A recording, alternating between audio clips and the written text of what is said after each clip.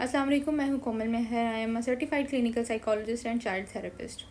मुझे comment session में किसी ने पूछा था कि ऑटिज़म और एडीएचडी उसके लिए कुछ बताएं। जो एडीएचडी और ऑटिज़म एक वास्ट टॉपिक्स हैं।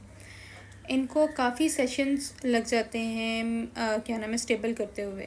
लेकिन अगर आप स्टार्टिंग में, क्योंकि जो माएँ अभी जिनके बच्चे छोटे हैं उनको थोड़े बहुत सिम्टम्स नज़र आ रहे हैं, तो वो स्टार्टिंग में ही अगर तवज्जो दें तो ये सिम्टम्स ज़्यादा वर्स नहीं हो सकते।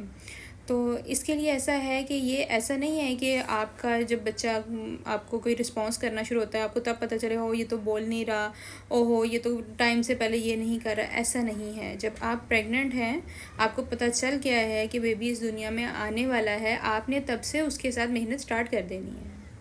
अब आप ये पूछेंगे डॉक्टर साहब ये कह रही हैं कि हाँ ऐसे कैसे हो सकता है, वो तो हमें नज़र नहीं आ रहा है। नहीं, आपको पता चल रहा है, आपकी अल्ट्रासाउंड रिपोर्ट में आपके उस बच्चे की हार्ट बीट आ गई है, आपको ये समझ आ रहा है उसका दिमाग बनना शुरू हो गया, उसका दिल बनना शुरू हो गया है, तो इसका मतलब है कि उसका वजूद तो है ना। इस वजह से आप उससे बातें करें, आप उसको एहसास दिलाएं अपने होने का। आप उसको पैदाइश से पहले ही एहसास दिलवाना शुरू कर दें। जब मदर और चाइल्ड की बॉन्डिंग पहले से ही स्टार्ट हो जाती है और जब वो बच्चा इस दुनिया में आता है और मदर उसके साथ गैप नहीं रखती है, एक बॉन्डिंग रखती है उसके साथ, उसे प्यार करती है, उसको वॉश करती है, उसको फीड करवाती है, तो इस बॉन्डिंग के साथ जो बच्चा है वो काफ़ी साइकोलॉजिकल सिम्टम्स से दूर रहता है। आप बेशक नोटिस कर लीजिएगा कि जिन बच्चों की मदर्स के साथ कोई इश्यूज़ आ गए थे, ज़रूरी नहीं है कि मदर्स जान के करती हैं, कभी कभी इश्यूज़ भी आ जाते हैं, किसी अपने की डेथ हो जाती है, कोई ट्रॉमा से गुजर जाती हैं, कभी कभी ऐसा होता है बच्चा छोटा होता है दूसरा बेबी आने वाला हो जाता है।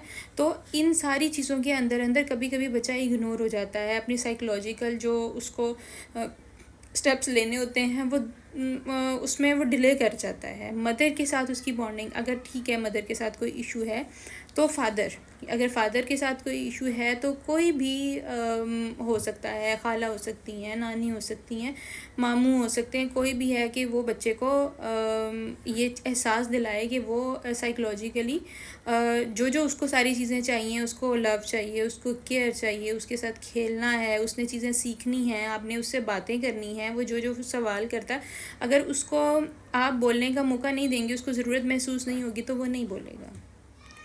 जिस चीज़ की बच्चे को ज़रूरत महसूस होगी वो चीज़ बच्चा करेगा। आजकल स्पीच डिले के साथ काफ़ी बच्चे हैं, बच्चे काफ़ी बड़े हो जाते हैं, अगर ऑटिज़म ADHD नहीं भी आता तो बच्चे बोलते नहीं।